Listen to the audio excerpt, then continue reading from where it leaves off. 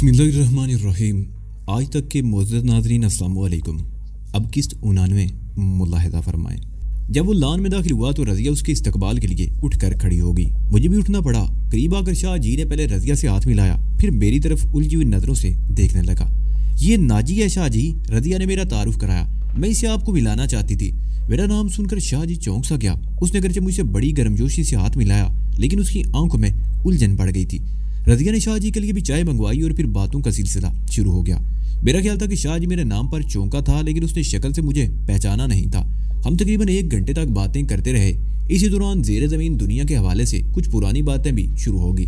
मेरे नाम लिए बगैर शाह जी ने कुछ ऐसे मारूकों का जिक्र भी किया जिनकी जिम्मेदारी 100% मुझ पर ही आयद होती थी, लेकिन किसी भी मौके पर मैंने ये महसूस नहीं किया था कि शाह जी मुझे पहचान गया है। तो फिर क्या ख्याल है शाह जी? रज़िया ने असल मौजू पर आते हुए कहा। नाजी को एक मौका देना। ये हिंदुस्तान में बड़े मार के सर करके आया है, इसके तजर्बा से फायदा उठाना चाहिए।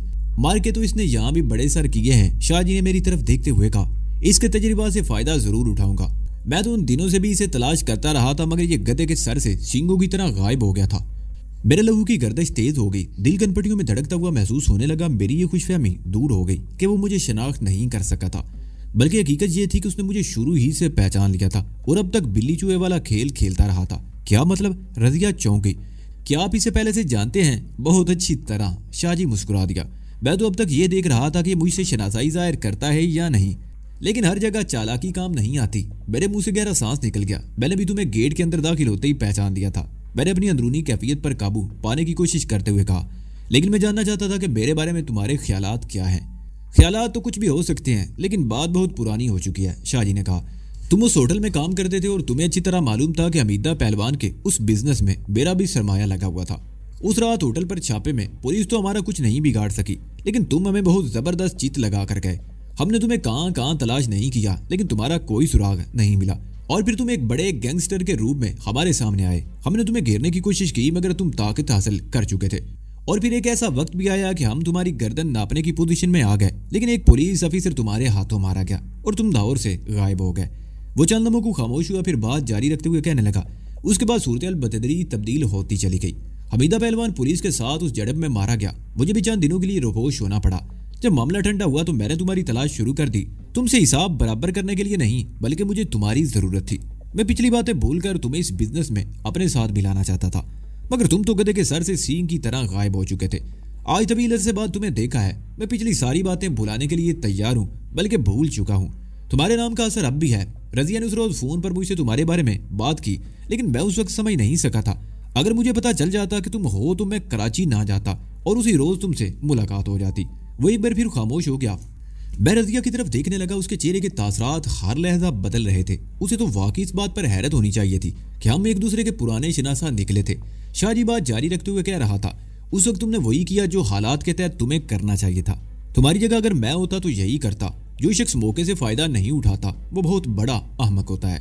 मैं ये नहीं कहता कि तुमने हमारे साथ धोखा किया था, बल्कि तुमने तो मौके से फायदा उठाया था, और फिर जिस तरह तुमने हालात का मुकाबला किया वो काबिले तारीफ है। मैं तो तुम्हें तलाश करता रहा और अब तुम्हें देखकर मुझे खुशी हुई है। रज़िया अगर तुम्हारी सिफारिश ना भी करती तो मैं तुम्हें पेशकश करता। अब हालात वो नहीं है, अपना बड़ा नाम है। पुराने दोस्तों से हाथ मिला लो, फायदे में रहोगे। उसने हाथ आगे बढ़ा दिया। मैंने एक लम्हा हिचकिचाहट का मुजाहरा किया और फिर शाह जी से हाथ मिला लिया। शाह जी कल का सुल्तान, जिसे मैंने अक्सर मैली सी धोती और कुर्ता पहने देखा था, आज का शाह जी था। लाहौर में मुनशियात का बादशाह। सिर्फ लाहौर ही नहीं, उसका कारोबार बकरी के जाले की तरह पूरी दुनिया में फैला हुआ था। मुझे रज़िया ने उसके बारे में बहुत कुछ बताया। मैंने शाह जी के बारे में जहन में बड़े अजीब तसव्वुरात कायम किए थे, लेकिन उसे देखकर मुझे उससे भी ज्यादा हैरत हुई। एक मामूली सा टट पूंजिया चंद महीनों में ये मुनशियात की मार्केट पर छा गया था। शाह जी ने मेरी तरफ दोस्ती का हाथ बढ़ाया और मैंने उसे हाथ मिला भी लिया। बज़ाहिर उसने पिछली सारी बातें भूल जाने की बात की थी, लेकिन मैं जानता था कि ऐसी बातें आसानी से भुलाई नहीं जा सकती। मैं उनका 1 लाख रुपया नकद और तकरीबन 1 किलो हीरोइन लेकर भागा था। उस जमाने में भी 1 किलो हीरोइन कई लाख की थी, जबकि मैं उनकी निगाहों से ओझल रहा था और वे इस बात को भूल रहे थे। इन्होंने सब्र कर लिया था, लेकिन अब वो दोबारा सामने आ गया। ये जख्म किसी भी वक्त खड़ा हो सकता था। शाह जी से मुलाकात और उस पेशकश के बाद मैंने अपने मंसूबे को नजरअंदाज नहीं किया था। मैंने अपने इस मंसूबे पर बहरहाल अमल करना था। ठीक है नाजी भाऊ, शाह जी कुर्सी से उठते हुए बोला। ये तो हमारी पहली मुलाकात थी। एक दूसरे से अज़सरे नो तारुफ हुए हैं।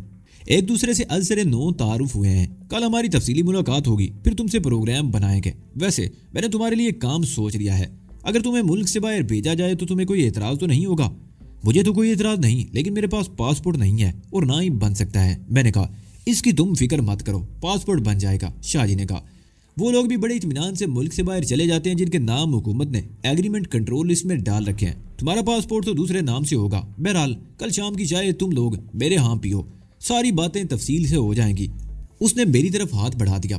مجھ سے ہاتھ ملانے کے بعد شاہ جی نے رضیہ سے بھی شیک ہینڈ کیا, لیکن نرگس کی طرف ہاتھ بڑھانے کی حماقت نہیں کی. رضیہ شاہ جی کو رخصت کرنے گیٹ تک باہر گئی جہاں اس کی کار کھڑی تھی. میں اپنی کرسی پر بیٹھ کر نرگس کی طرف دیکھنے لگا جو خاموش بیٹھی عجیب سی نظروں سے میری طرف دیکھ رہی تھی. رضیہ تقریباً 15 منٹ بعد واپس آئی. وہ باہر گاڑی کے پاس کھڑی شاہ جی سے باتیں کرتی رہی. اسے واپس آتے ہی مجھ پر سوالات کی بچھاڑ کر دی. تم شاہ جی کو کیسے جانتے ہو اور کب سے جانتے؟ کیا پھٹا تھا تمہارا؟ لگتا ہے میری طرح تم نے انہیں بھی کوئی دھوکہ دیا تھا. یہ بزنس تو ہے ہی دھوکہ, میں نے مسکراتے ہوئے کہا. ویسے شاہ جی نے ٹھیک ہی تو کہا تھا, جو شخص موقع سے فائدہ نہیں اٹھاتا وہ دنیا کا سب سے بڑا احمق ہے. اگر میں اس موقع سے فائدہ نہ اٹھاتا تو واقعی ہی احمق کہلاتا. ویسے چکر کیا تھا؟ اس نے پوچھا. قصور سے فرار ہونے کے بعد جب میں لاہور پہنچا تو مجھے اپنے پیروں پر کھڑا ہونے کے لیے بڑے پاپڑ بیلنے پڑے. میں نے جواباً کہا اور پھر اسے تفصیل سے سب کچھ بتانے لگا. اور آج تو میں اسے دیکھ کر حیران رہ گیا. میں نے آخر میں کہا حیرت ہے, چند مہینوں میں یہ آسمان پر پہنچ گیا. وہ کاروبار میں کھرا آدمی ہے, رضیہ نے کہا, اور یہ دیانت داری اس کی کامیابی کا راز ہے. ویسے شاہ جی ہیرا آدمی ہے, ہیرا. اگر تم نے اس کے ساتھ مل کر کام شروع کر دیا تو تم بھی بن جاؤ گے. ہاں اب تو یہ کرنا ہی پڑے گا, میں نے گہرا سانس لیتے ہوئے کہا. ہم شاہ جی کے جانے کے بعد ایک گھنٹہ بعد بھی لان میں بیٹھے باتیں کرتے رہے. اندھیرا ہو چکا تھا. نوری نے اگرچہ برآمدے میں سوئچ آن کر کے لان کی بتیاں جلا دی تھی, لیکن ہمیں مچھر بری طرح نوچ رہے تھے, اس لیے اٹھ کر اندر آ گئے. ہم رات کے کھانے کے بعد بھی دیر تک باتیں کرتے رہے. نرگس ہماری گفتگو کے دوران ہی اٹھ کر کمرے میں چلی گئی. رضیہ مسلسل شاہ جی کی حمایت میں بول رہی تھی. وہ جس شخص کو کھرا, دیانتدار اور ہیرا کہہ رہی تھی, میں اسے بہت اچھی طرح جانتا تھا.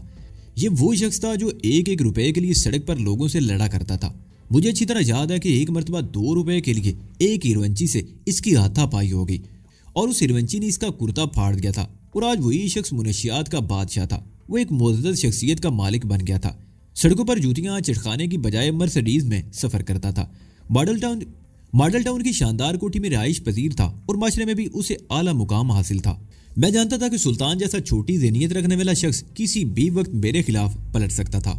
اس لیے مجھے اس سے بہت زیادہ محتاط رہنے کی ضرورت تھی. رات 2 بجے کے قریب رضیہ اٹھ کر اپنے کمرے میں چلی گئی. اس نے دروازہ اندر سے بند کر لیا. میں کچھ دیر صوفے پر بیٹھا رہا, پھر دبے قدموں چلتا ہوا نرگس والے کمرے میں داخل ہو گیا اور دروازہ آہستگی سے بند کر کے اوپر کی چٹکی چڑھا دی. کمرے میں نیلگوں روشنی کا بلب تھا. میرا خیال تھا کہ نرگس گہری نیند میں ہوگی, لیکن میں دروازہ بند کر کے جیسے اس طرف مڑا وہ اٹھ گئی. میں نے اونٹوں پر انگلی رکھ کر اسے خاموش رہنے کا اشارہ کیا اور اس کے قریب بیڈ پر بیٹھ گیا. کئی روز بعد رات کو مجھے نرگس کے کمرے میں آنے کا موقع ملا تھا. ہم سرگوشیوں میں باتیں کرتے رہے. میں نے اپنے منصوبے کو کل ہر صورت میں عملی جامہ پہنانے کا فیصلہ کر لیا تھا اور نرگس کو سمجھا رہا تھا کہ اسے کیا کرنا ہوگا. میری آنکھوں میں شدید جلن تھی. صبح 4 بجے کے قریب میں بیڈ کی پوچھ سے ٹیک لگا کر لیٹ گیا. اس وقت بھی میں نرگس کو بتا رہا تھا کہ رضیہ میرے لیے قابل اعتماد نہیں رہی. اس کا زیادہ جھکاؤ شاہ جی کی طرف ہے اور یہ صورتحال آگے چل کر میرے لیے نقصان دہ ثابت ہو سکتی ہے.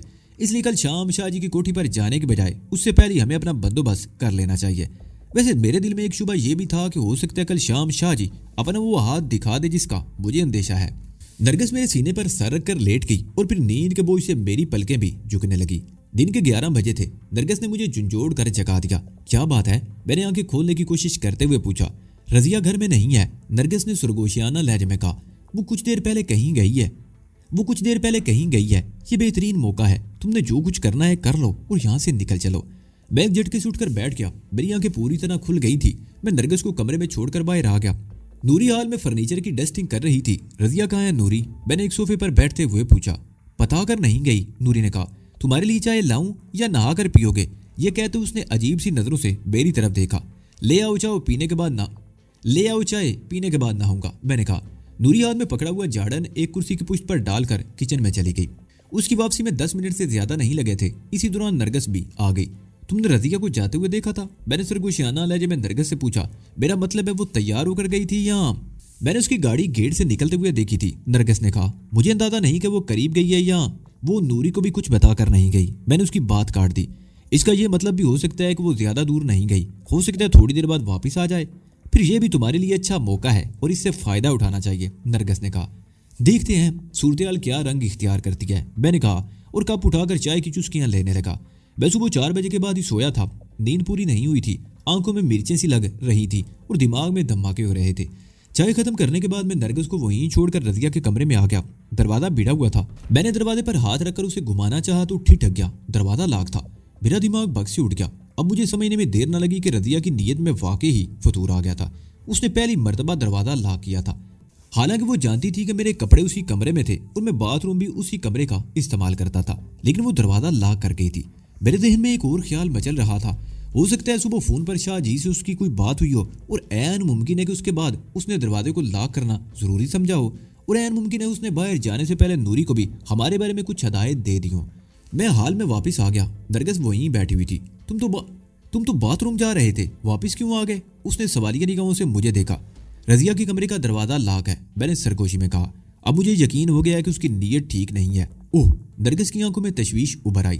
اب ہمارے پاس ضائع کرنے کے لیے وقت نہیں، میں نے کہا۔ میں تمہارے کمرے کے باتھ روم میں جا رہا ہوں، اسی دوران تم نوری سے معلوم کرنے کی کوشش کرو کہ رضیہ کہاں گئی ہے۔ مجھے یقین ہے وہ اسے نہ صرف بتا کر گئی ہوگی بلکہ ہمارے بارے میں بھی کچھ ہدایت دے گئی ہوگی۔ ٹھیک ہے، میں معلوم کرتی ہوں، تم جلدی سے تیار ہو جاؤ، نرگس بولی۔ میں جواب دیے بغیر وہاں سے اٹھ کر نرگس والے کمرے میں آ گیا۔ میں نے نہانے میں زیادہ وقت ضائع نہیں کیا، لیکن جب کپڑے پہن رہا تھا تو کمپاؤنڈ میں گاڑی رکنے کی آواز سنائی تھی۔ میں تقریباً 10 منٹ بعد کمرے سے باہر نکلا۔ میرا خیال درست نکلا، وہ رضیہ ہی تھی جو اس وقت اپنے کمرے کی طرف جا رہی تھی۔ اس کے ہاتھ میں کوئی شاپنگ بیگ بھی تھا۔ نوری، ناشتہ لاؤ، بڑے زور کی بھوک لگ رہی ہے، میں نے صوفے پر بیٹھتے ہوئے آواز لگائی اور نرگس کی طرف دیکھنے لگا۔ اس کے چہرے پر بھی مایوسی چھا گئی۔ مجھے پہلے شبہ تھا کہ وہ زیادہ دور نہیں گئی ہوگی، میں نے نرگس کی طرف دیکھتے ہوئے سرگوشی میں کہا۔ میں نے بھی نوری سے پوچھا تھا، وہ اسے بھی کچھ بتا کر نہیں گئی، نرگس نے بھی سرگوشی میں کہا، اور پھر نوری کو آتے دیکھ کر ہم خاموش ہو گئے۔ نوری نے ناشتے کی ٹرے میرے سامنے رکھ دی اور واپس چلی گئی۔ میں ناشتہ کر رہا تھا کہ رضیہ بھی آ گئی۔ میرے سامنے صوفے پر بیٹھتے ہوئے کہا، آج تو تم خوب سوئے، رات بھر جاگتے رہے تھے کیا؟ اس نے میرے سامنے صوفے پر بیٹھتے ہوئے کہا۔ میں اس کے لہجے سے سمجھ گیا تھا کہ اس بات کے پیچھے اس کا مطلب کیا تھا۔ 2 بجے تک تو یہاں تمہارے پاس ہی بیٹھا رہا، میں نے کہا۔ اس کے بعد کمرے میں جا کر بستر پر لیٹا تو دیر تک نیند نہیں آئی۔ رضیہ نے جواب دینے کی بجائے مانی خیز نگاہوں سے نرگس کی طرف دیکھنا شروع کر دیا۔ تم صبح ہی صبح کہاں غائب ہو گئی تھی؟ میں نے پوچھا۔ ٹیلر کے پاس گئی تھی، اس نے کہا۔ آج تو میں اسے کھری کھری سنا کر آئی ہوں، لیکن یہ لوگ بہت ڈھیٹ ہوتے ہیں۔ پھر ایک نیا وعدہ 15 دن میں صرف 2 سوٹ تیار کیے ہیں۔ یہ بات میری سمجھ میں نہیں آئی کہ گاہک کو وقت پر کام نہیں دے سکتے تو لیتے کیوں ہیں؟ گاہک کو قابو میں رکھنے کے لیے، میں نے مسکراتے ہوئے کہا۔ ہر شخص زیادہ سے زیادہ کمانا چاہتا ہے اور اس کے لیے طرح طرح کے ہتھ کنڈے استعمال کیے جاتے ہیں۔ اور تمہارے اس اکرم کا کچھ پتہ چلا؟ یہ سوال رضیہ نے نرگس سے کیا تھا۔ اس کے لہجے میں طنز نمایاں تھا۔ ابھی نہیں، نرگس نے بے بسی سے جواب دیا۔ پتہ چلا ہے کہ وہ مغل پورہ ورک شاپ میں ملازمت کر رہا ہے، میرا خیال ہے 1-2 دن میں اس کا پتہ چل جائے گا۔ میں نے رضیہ کو نرگس کے کسی سسرالی رشتہ دار کے بارے میں ایک فردی کہانی سنائی تھی۔ گھر سے غائب رہنے کا کوئی جواز تو ہونا چاہیے تھا۔ میں نے نرگس کو بھی یہ بات اچھی طرح سمجھا دی تھی، کیونکہ مجھے شبہ تھا کہ رضیہ کسی وقت بھی اس سے اکرم کے بارے میں پوچھ لے گی، اور میرا یہ اندازہ درست نکلا تھا۔ ابھی ہم باتیں کر رہے تھے کہ ٹیلی فون کی گھنٹی بج اٹھی۔ رضیہ نے اپنی جگہ سے اٹھ کر کال ریسیو کی۔ فون پر بات کرتے اس کے چہرے کا رنگ ہر لہجہ تبدیل ہو رہا تھا۔ 4-5 منٹ تک بات کرنے کے بعد اس نے ریسیور رکھا تو اس کے چہرے پر پریشانی کے تاثرات نمایاں تھے۔ کیا ہوا، خیریت تو ہے؟ کس کا فون تھا؟ میں نے پوچھا۔ میری ایک دوست کا ایکسیڈنٹ ہو گیا ہے، میں میو ہاسپٹل جا رہی ہوں، واپسی میں شاید دیر ہو جائے، تم لوگ کھانے پر میرا انتظار مت کرنا، رضیہ نے کہا۔ اوہ، میرے منہ سے بے اختیار نکلا، زیادہ سیریس ہے کیا؟ یہ تو وہاں جا کر ہی پتہ چلے گا۔ بیگم پورہ کے قریب جی ٹی روڈ پر اینٹوں سے لدے ہوئے ٹرک نے کار کو ٹکر مار دی۔ میرا خیال ہے رضوانہ اور اس کے شوہر کی حالت سیریس ہی ہوگی۔ رضیہ اپنے کمرے میں چلی گئی۔ تقریباً آدھے گھنٹے بعد وہ واپس آئی۔ اس نے لباس تبدیل کر لیا تھا اور چہرے پر تازہ ہلکا میک اپ بھی نظر آ رہا تھا۔ یہ عورتیں بھی عجیب مخلوق ہے، کسی کے مرنے پر تعزیت کے لیے بھی جائیں تو میک اپ کرنا نہیں بھولیں گی۔ وہ بیگ کندھے پر لٹکائے باہر نکلی۔ میں اپنی جگہ پر بیٹھا اسے دیکھتا رہا۔ کچھ دیر بعد کار کا انجن سٹارٹ ہونے کی آواز سنائی دی اور پھر میں نے کار کو گیٹ سے باہر جاتے ہوئے دیکھا۔ بیو ہاسپٹل وہاں سے کافی دور تھا۔ اگر وہ ہاسپٹل سے جلد فارغ ہو بھی گئی تو واپسی میں کم از کم 2 گھنٹے ضرور لگیں گے، اور ہمیں جو بھی کرنا تھا انہی 2 گھنٹوں میں کرنا تھا۔ لیکن نوری کا مسئلہ ابھی باقی تھا، لیکن شاید قسمت ہم پر مہربان تھی۔ تقریباً آدھے گھنٹے بعد یہ مسئلہ بھی خود بخود حل ہو گیا۔ دوپہر کا کھانا عام طور پر 3 بجے کے قریب تیار ہوتا تھا اور نوری سودا سلف لینے کے لیے 12 ساڑھے 12 بجے کے قریب مارکیٹ جاتی تھی، جو زیادہ دور نہیں تھی۔ کبھی تو وہ آدھے گھنٹے میں واپس آ جاتی اور کبھی 1 گھنٹہ بھی لگا دیتی۔ وہ 12:30 بجے کے قریب ٹوکری اٹھائے جانے لگی تو 1-2 کام میں نے بھی اسے بتا دیے جن میں چند منٹ اور لگ سکتے تھے۔ نوری کے جانے کے چند منٹ بعد ہی میں حرکت میں آ گیا۔ نرگس کو حال کمرے میں ایسی جگہ بٹھا دیا جہاں سے وہ باہر کے گیٹ پر نگاہ رکھ سکتی تھی۔ میں رضیہ والے کمرے کے سامنے آ گیا۔ دروازہ لاک تھا۔ میں نے راجستھان میں بڑے بڑے کھیل کھیلے تھے، بڑے کٹھن مراحل سے گزرا تھا، بڑے تجربات ہوئے تھے۔ یہ معمولی سا تالا تو میرے سامنے کوئی اہمیت نہیں رکھتا تھا۔ میں تیزی سے قدم اٹھاتا ہوا کچن میں پہنچ گیا۔ وہاں مجھے ایک تار مل گیا۔ یہ تار نوری نے غالباً سنک کے نب میں لگی ہوئی جالی کے سوراخ صاف کرنے کے لیے سنبھال رکھا تھا۔ میں وہ تار اٹھا کر رضیہ کے کمرے کی طرف بھاگ کھڑا ہوا۔ اس تار کی مدد سے دروازے کا قفل کھولنے میں 1 منٹ سے زیادہ نہیں لگا۔ حال میں بیٹھی ہوئی نرگس مجھے نظر آ رہی تھی۔ میں نے اس کی طرف دیکھتے ہوئے دائیں ہاتھ کا انگوٹھا اٹھا دیا اور دروازہ کھول کر اندر داخل ہو گیا۔ اسٹیل کی خوبصورت الماری کھول کر میں نے سب سے پہلے نچلے خانے میں ہاتھ ڈالا اور اندر لگا ہوا کھٹکا ہٹا دیا اور اٹھ کر الماری کو بھی اس کی جگہ سے گھما دیا اور مڑ کر ڈریسنگ ٹیبل کی طرف دیکھنے لگا۔ چابیوں کا وہ گچھا عام طور پر ڈریسنگ ٹیبل کے اوپر ہی پڑا رہتا تھا، لیکن اس وقت نظر نہیں آ رہا تھا۔ رضیہ نے کمرے کے دروازے کو لاک کرنا شروع کر دیا تھا تو ظاہر ہے چابیوں کا گچھا بھی کہیں سنبھال کر رکھا ہوگا۔ میں بیڈ کے اوپر سے گھوم کر ڈریسنگ ٹیبل کی طرف آ گیا اور ڈریسنگ کی درازیں کھول کر چابیوں کا گچھا تلاش کرنے لگا، لیکن وہ کہیں نظر نہیں آ رہا تھا۔ مجھے یقین کر لینا پڑا کہ چابیوں کا وہ گچھا رضیہ نے کہیں اور چھپا کر رکھ دیا تھا یا اپنے پرس میں ڈال رکھا تھا۔ میں دوبارہ سٹیل والی الماری کے سامنے آ گیا اور جھک کر پیچھے دیوار میں خفیہ الماری کے عظمی قفل کا جائزہ لینے لگا اور پھر اس تار سے وہ تالا کھولنے کی کوشش کرنے لگا جس سے دروازے کا تالا کھولا تھا۔ یہ تالا کھولنے میں مجھے کچھ دشواری پیش آئی۔ ایک تو تار تالے کے سوراخ میں ٹھیک طرح سے فٹ نہیں تھا اور پھر مجھ پر گھبراہٹ سی تاری تھی، یہ جانتے ہوئے بھی کہ کسی مداخلت کا اندیشہ نہیں تھا۔ نہ جانے کیوں میرے ہاتھ کانپ رہے تھے اور دل کی دھڑکن تک بھی تیز ہو گئی تھی۔ میں تالے سے ہاتھ ہٹا کر گہرے گہرے سانس لینے لگا۔ اپنی کیفیت پر قابو پانے کے بعد دوبارہ کوشش شروع کر دی۔ 4-5 منٹ اور ضائع ہو گئے۔ مجھے دانتوں پسینہ آ گیا۔ کمبخت تالا کسی طرح کھل نہیں رہا تھا۔ میں ایک بار پھر ڈریسنگ ٹیبل کی طرف آ گیا اور دروازے میں کوئی ایسی چیز تلاش کرنے لگا جس سے تالا کھولنے میں مدد مل سکے، اور آخرکار مجھے ایک ایسا رنگ مل گیا جس میں پلاسٹک کے ایک تکونے ٹکڑے پر کسی بڑی کمپنی کا مونوگرام بنا ہوا تھا۔ وہ کی رنگ ایک عام سے تار سے بنا ہوا تھا۔ میں نے چھلا کھول کر تار کو سیدھا کر لیا اور ایک بار پھر تالے پر قسمت آزمائی کرنے لگا۔ اس مرتبہ مجھے مایوسی نہیں ہوئی۔ صرف 2 منٹ کی کوشش کے بعد کلک کی ہلکی سی آواز ابھری اور تالا کھل گیا۔ میں نے دروازہ کھول دیا۔ اس کے ساتھ ہی میری آنکھوں میں چمک ابھر آئی۔ جس طرح رضیہ نے 2 روز سے کمرے کا دروازہ لاک کرنا شروع کیا تھا، اس سے مجھے اندیشہ تھا کہ اس نے ساری چیزیں بھی اس خفیہ تہہ خانے سے ہٹا نہ دی ہوں، لیکن میرا یہ اندیشہ بے بنیاد نکلا۔ ہر چیز اپنی جگہ پر موجود تھی۔ سب سے پہلے میں نے اپنا تھیلا اٹھا کر بیڈ پر پلٹ دیا اور ایک ایک چیز کو دیکھنے لگا۔ تمام زیورات موجود تھے۔ وہ انگوٹھی مجھے اچھی طرح یاد تھی، اس پر ہندوؤں کے گنیش دیوتا ہاتھی کے سائیڈ پوز کا نقشہ ابھرا ہوا تھا اور اس کی آنکھ میں ننھا سا سرخ یاقوت جڑا ہوا تھا۔ گنیش دیوتا کے کسی عقیدت مند نے یہ انگوٹھی خاص طور پر بنوا کر کسی مندر میں بھینٹ کی ہوگی، اور اب وہ انگوٹھی نہیں تھی۔ میں نے تمام زیورات دوبارہ تھیلے میں ڈال لیے۔ الماری میں رکھے ہوئے کرنسی نوٹوں کے بنڈل بھی اٹھا کر تھیلے میں ڈالنے لگا۔ اور پھر رضیہ کے ذاتی زیورات کے ڈبے بھی خالی کر دیے۔ تمام زیورات میرے تھیلے میں منتقل ہو چکے تھے اور خالی ڈبے اس طرح الماری میں رکھ دیے، اور آخر میں سب سے نچلے خانے میں فائلیں اٹھا کر دیکھنے لگا۔ یہ رضیہ کے چند روزہ شوہر الیاس کی جائیداد کے کاغذات تھے۔ میں بھی یہ فائلیں دیکھ رہا تھا کہ دروازے کی طرف سے آہٹ سن کر اچھل پڑا۔ میں نے تیزی سے مڑ کر دیکھا، وہ نرگس تھی۔ اس کے چہرے پر ہوائیاں اڑ رہی تھی۔ وہ آ گئی، جلدی کرو۔ کون؟ میرے دل کی دھڑکن بھی تیز ہو گئی۔ میرے ذہن میں رضیہ کا خیال ابھرا تھا۔ نوری، نرگس بولی، وہ ابھی گیٹ میں داخل ہوئی ہے۔ میرے منہ سے گہرا سانس نکل گیا۔ میں نے وہ فائلیں بھی اپنے تھیلے میں ٹھونس لی۔ رضیہ کی بے اتنائی اور رویے سے مجھے دکھ پہنچا تھا اور میں اسے زوردار مار لگانا چاہتا تھا تاکہ اس کے ہوش ٹھکانے آ جائیں۔ نرگس واپس جا چکی تھی۔ میں نے خفیہ الماری کا دروازہ بند کر دیا۔ تالے میں رنگ کی والا تار ابھی تک پھنسا ہوا تھا۔ میں نے جھٹکا دے کر تار باہر کھینچ لیا اور دروازے کو دوبارہ لاک کرنا ضروری نہیں سمجھا۔ بڑی اجلت میں الماری کو گھما کر اس کی جگہ فٹ کیا اور نیچے جھک کر کھٹکا اس کی جگہ جما دیا اور اٹھ کر کھڑا ہو گیا۔ تھیلے کو ہاتھ میں پکڑ کر میں دروازے کے قریب آ گیا اور محتاط انداز میں رائےداری میں جھانکنے لگا۔ کچن کی طرف سے نوری اور نرگس کے بولنے کی آوازیں سنائی دے رہی تھی۔ میں کمرے سے نکلنا ہی چاہتا تھا کہ ایک اور خیال آتے ہی رک گیا۔ نوری میرے پاس تھیلا دیکھ کر مشکوک ہو سکتی تھی۔ میں مڑ کر کمرے میں ادھر ادھر دیکھنے لگا۔ دفعتاً میرے دماغ میں روشنی کا جھماکہ ہوا۔ باتھ روم میں میرے کپڑوں کے 2 جوڑے ٹنگے ہوئے تھے۔ یہ کپڑے لانڈری میں دینے تھے، مگر کئی روز سے بھول رہا تھا۔ میں نے وہ کپڑے تھیلے میں ٹھونس لیے، ایک بار پھر محتاط انداز میں دروازے کے باہر جھانکا اور پھر کمرے سے نکل کر بڑی آہستگی سے دروازہ بند کر دیا۔ کھٹا کی ہلکی سی آواز کے ساتھ آٹومیٹک لاک لگ گیا۔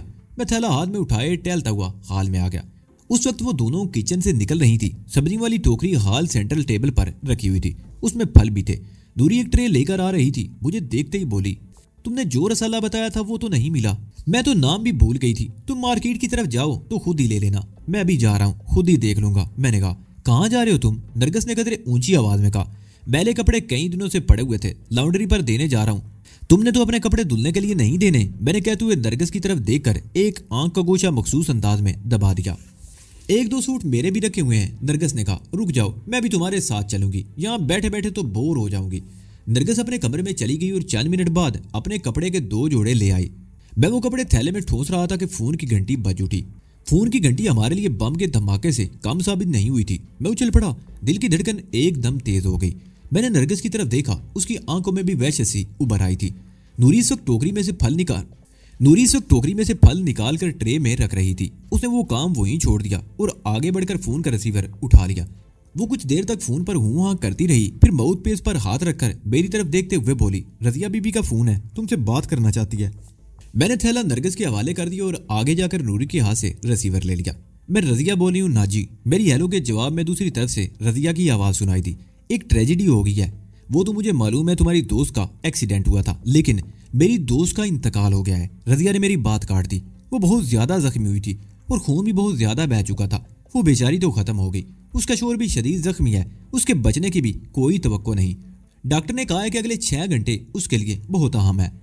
مجھے افسوس ہوا یہ سن کر، میں دعا ہی کر سکتا ہوں، لیکن میں 2 اور آدمیوں کے ساتھ اپنی دوست کی میت لے کر شیخو پورا جا رہی ہوں۔ رضیہ نے ایک بار پھر میری بات کاٹ دی، میں رات کو بھی واپس نہیں آؤں گی، میں نے تمہیں یہ کہنے کے لیے فون کیا ہے کہ تم پروگرام کے مطابق آج شام شاہ جی سے مل لینا، یہ تمہارے لیے اچھا موقع ہے، اسے ضائع مت کرنا۔ شاہ جی نے کہا تھا کہ جو شخص موقع سے فائدہ نہیں اٹھاتا دنیا کا سب سے بڑا احمق ہوتا ہے، اور میں بھی ان لوگوں میں سے ہوں جو موقع سے فائدہ اٹھانا جانتے ہیں۔ کل جب تم واپس آؤ گی تو تمہیں پتہ چل جائے گا کہ میں نے اس موقع سے فائدہ کس طرح اٹھایا ہے۔ میں نے جواب دیا، عقل مند ہو، رضیہ نے کہا۔ میں شاہ جی کو بھی فون کر دوں گی اور اگر موقع ملا تو رات کو شیخو پورے سے فون کر کے صورتحال معلوم کروں گی۔ اچھی بات ہے، میں نے کہا، کل واپس آؤ گی تو تمہیں کچھ اچھی خبریں سننے کو ملیں گی، خوشی سے ناچ اٹھو گی اور ہو سکتا ہے اس خوشی میں اپنے بال بھی نوچنے لگو۔ میں سمجھی نہیں، رضیہ کی آواز سنائی دی۔ آؤ گی تو سمجھ جاؤ گی، میں بھی کچھ بتا کر سسپینس ختم نہیں کرنا چاہتا۔ اچھا میں فون بند کرتا ہوں، اپنا خیال رکھنا، میں نے کہتے ہوئے ریسیور رکھ دیا۔ نوری ہم ذرا دیر سے واپس آئیں گے، پریشان مت ہونا، میں نے کہتے ہوئے نرگس کے ہاتھ سے تھیلا لے لیا اور اسے چلنے کا اشارہ کیا۔ نوری نے غالباً دوپہر کے کھانے کے بارے میں کچھ کہا تھا، مگر میں نے ایسا انداز اختیار کر لیا جیسے کچھ سنا ہی نہیں۔